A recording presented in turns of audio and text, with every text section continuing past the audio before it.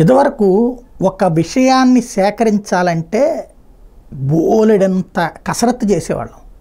మేము ఫీల్డ్లో చేసేటువంటి పని ఇప్పటికి కూడా ఓ సమాచారం సేకరించాలంటే నేను ఒక అరడజన్ రకాలుగా ప్రయత్నిస్తా. సాధారణంగా ధృవీకరించుకున్నప్పుడు మాత్రమే ఇది విశ్వసనీయ సమాచారం అని చెప్తా. ధృవీకరణ లేనటువంటిదైతే కనుక ఇది కేవలం వదంతే అని చెప్తా. పత్రికలలో ఆ ధర్మం పాటించడం అన్నటువంటిది మొదట్లో మేమైతే చేసాం. దాదాపుగా ఫీల్డ్లో ఉన్నంతవరకు చేసాం, ఇప్పటికీ అది చేస్తున్నాం. కానీ ఇప్పుడు పత్రికలు ఆ స్టేజీ దాటిపోయినాయి.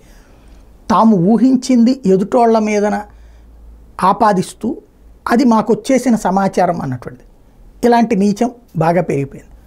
ఇప్పుడు చూస్తే తాజాగా సాక్షి ఒక కథనాన్ని ప్రొజెక్ట్ చేసింది. ఏంటంటే రాబిన్ శర్మ చేతులు ఎత్తేసాడు, మేమేమో మీ ఏఏ సీట్లు ఎవరెవరు పోటీకి బెటరో చెప్తే వాళ్ళకి డబ్బులు లేవన్న కారణంగా వదిలేసి డబ్బులు ఉన్న వాళ్ళకి సీట్లు ఇచ్చారు, తద్వారా తెలుగుదేశం కూటమి గెలవడం కష్టం అని చెప్పేసి తను కాడు వదిలేస్తానంటే అప్పుడు చంద్రబాబు నాయుడు ప్రశాంత్ కిషోర్తో చెప్పి, ప్రశాంత్ కిషోర్ శిష్యుడే కాబట్టి రాబిన్ శర్మని ఒప్పించారు. ఇది సాక్షి రాసుకొచ్చినటువంటి కథను. ఒకవేళ రాబిన్ శర్మ నివేదిక తయారు చేశాడు అనుకుందాం, అది వైసీపీకి చెప్తాడా? వైసీపీ వాళ్ళకి సమాచారం అందిస్తాడా?